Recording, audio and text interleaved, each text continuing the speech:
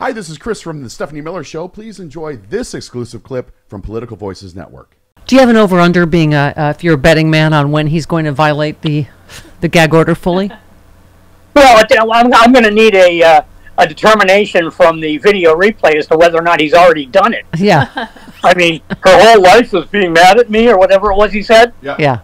And it's Jody pointed out earlier, you get assigned these cases randomly. Yeah. Like, really? Like, she really wanted this.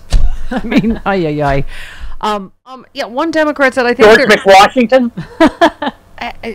He said, well, one Democrat yesterday said Jim Jordan's speakership is going down in flames. That was, I guess, a bunch of them. The moderates were coalescing around this idea of giving what is it, Speaker Pro Tem? Is that what it's called? Yes. McHenry Interim. Moore.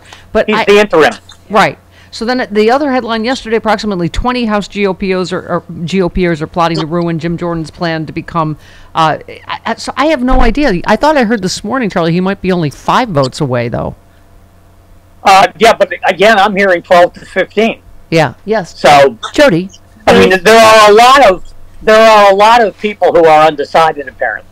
And there is one. Which is a nice way of saying scared to death. Yeah. Yeah. No, there is one Republican who is not going to be here for the vote today because he has to go to his mother-in-law's funeral. He's a supporter of Jim Jordan, which means that it's the amount of people in the room is the majority, not the whole House. Right. So So then there was a last... Do we know where that particular member was at the moment his mother-in-law died? No. Because that would be, an extreme way to die. Charlie. So yeah, and then what was this story? Jordan's vanishing hope of replacing McCarthy as Speaker took another hit Monday as rebelling House members hinted they have another candidate they'll put forward. With this clown show, you feel like, I don't know, there's an hour and a half, anything could happen. Yeah. I suppose, right? Meanwhile, Hakeem Jeffries is having a leisurely breakfast and perhaps watching Free Speech TV and enjoying the second glass of orange juice, and yeah, he'll be going to work about 11:55. Yeah, and see what happens. Yeah, I don't know. I mean, what about the moderate? I guess whatever that counts for in the Republican Party, the moderates in Biden districts. I mean, I know people are saying if they do this, they elect Jordan, it's going to guarantee Democrats will take back the House, but. The idea is just so terrifying to me of Jim Jordan second in line to the presidency that I don't know if it's worth it. Do you? Well, I'll tell you, I was just mentioning this. Someone else.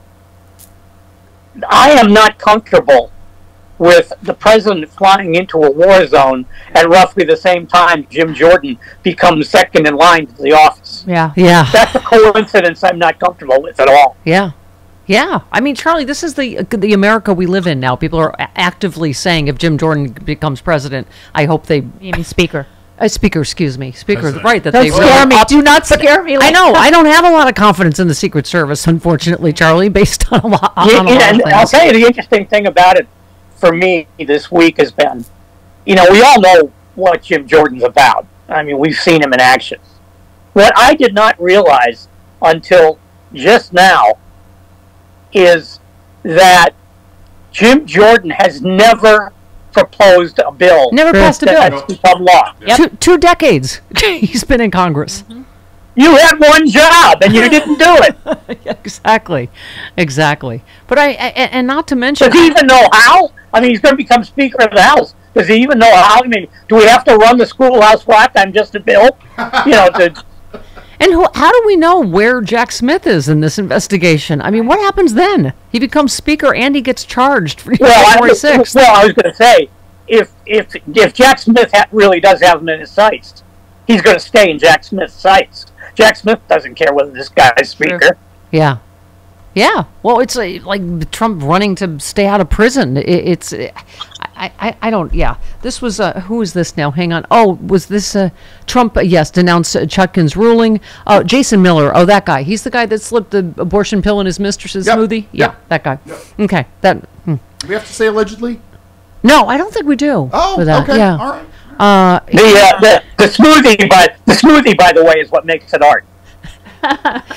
He said today's decision is an absolute abomination, another partisan knife stuck in the heart of our democracy by crooked Joe Biden, who was granted the right to muzzle his political opponent, please. the leading candidate for the presidency in 2024, the most popular political leader in America. President Trump will continue to fight for our Constitution, the American people's right to support him, keep our country free of blah, blah, blah, blah, blah, blah. Okay, so Trump did offer to go to prison yesterday, didn't he? Can we just take him up on that? I took him up on it immediately. Yeah. You know, hey, absolutely. Yeah. By the way, the guy who will willingly go to jail for you isn't willing to go to jail for anybody. Right. I mean, this is a guy I found out today. It's in Politico. He's suing Christopher. Remember Christopher Steele? Yes. He's suing him in London. Yeah. Yes, because it's extremely distressing to him. He calls it it's distressing to baby. Yes, he's suing former MI6 officer Christopher Steele in British court over the infamous dossier. He's alleging the report was false, extremely distressing, Well, and caused him unfair reputational damage. He's also going to, quote unquote, provide evidence that what's in the dossier is false. Really? Yes. Fantastic. I don't know. You know, I don't even pretend. Even on my blog, I don't pretend to be an expert on British law because I look stupid in a wig. Yes. But I don't know what their discovery procedures are, but those could be very entertaining if he provides evidence. Yeah. Or if he makes Steele provide evidence.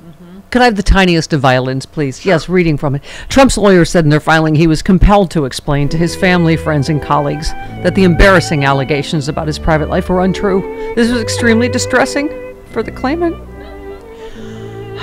Some of the allegations, by the way, just to recall, in the dossier were orchestrated by the Kremlin and were later corroborated. Some of the allegations have been backed up by evidence, but have not been disproven. Right, like the P tape.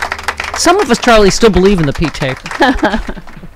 You know, that's the thing. I mean, first of all, a lot of stuff has been proven true, and other stuff not corroborated one way or another. Well, I mean, as in all things, it comes back to fundamentals, basically, and that's a fundamental part of the evidence against him, I think. Yeah. Yeah, Jody, what's going on? So, what's going on? Speaking of suing people, he sued Michael Cohen, which and then he dropped that lawsuit, right? Because he realized, just like Charlie alluded to the other thing, it would open up discovery and blah blah blah. Right. Okay.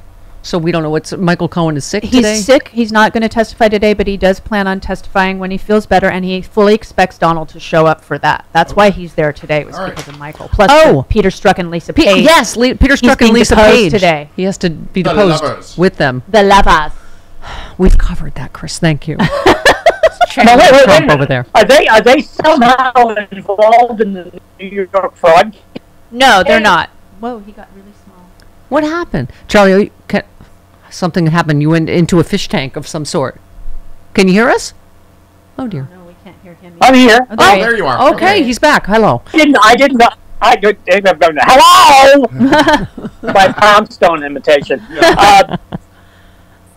I did. What is the Peter Strzok Lisa Page thing? They're suing him. I want to say. I forget what it is. Yeah, it's right. It's a. They're suing him. Yeah. I believe so. Yeah. So it's a. Boy, that's a sideshow. I didn't even know about that one. Oh yeah. So little time. So much criming. That's like the pull the little ducks out of the pool and win a stuffed animal thing on the Midway.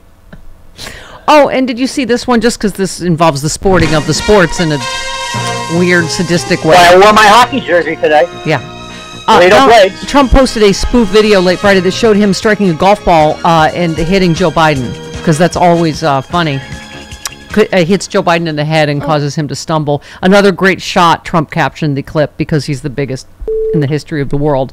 Well, first of all, that didn't work. First of all, that didn't work for Jerry Ford. It's not going to work for Donald Trump. Right. Trump, am I the only one of SNL Chevy Chase era that something about the Gerald Ford going to the Middle East? I wanted to make a joke about, I don't know, falling down. Yeah, maybe. Chevy I Chase just made a Jerry Ford hitting somebody with a golf ball joke and it died. So I would stay away from it.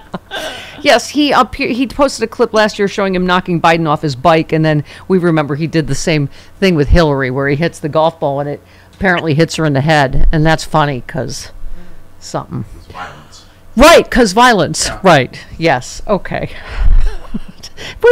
You're right, Charlie, and only you made a fine point of it that the president is going to the Middle East tomorrow, right when Jim Jordan might be speaker, and that's now I won't be able to sleep all night because that to me that's a confluence of events that shouldn't confluence. I mean, no, that's too terrifying for words. Plus, I got to give Biden credit for guts. I mean, yeah. There it is, my first drink of the day, ZBiotics Pre-Alcohol Probiotic. Many of you know my story. I stopped drinking wine for 3 years during COVID, during the lockdown as part of a health reset. Now I drink wine in moderation, but this is an amazing new product. I've always believed in probiotics. And ZBiotics, check this out. You drink just one of these. It's the world's first genetically engineered probiotic. It was invented by PhD scientists to tackle rough mornings after drinking. I am using this and I feel great in the morning. I don't have to worry if I have an extra glass of wine, I still feel great in the morning. Here's how it works. When you drink, alcohol gets converted into a toxic byproduct in the gut. I've always had acid reflux problems. It is this byproduct, not dehydration, that's to blame for your rough next day. ZBiotics produces an enzyme to break this byproduct down. All I know is it works. It is ZBiotics Pre-Alcohol Probiotic. Go to zbiotics.com/politicalvoices or scan the QR code on the screen right now.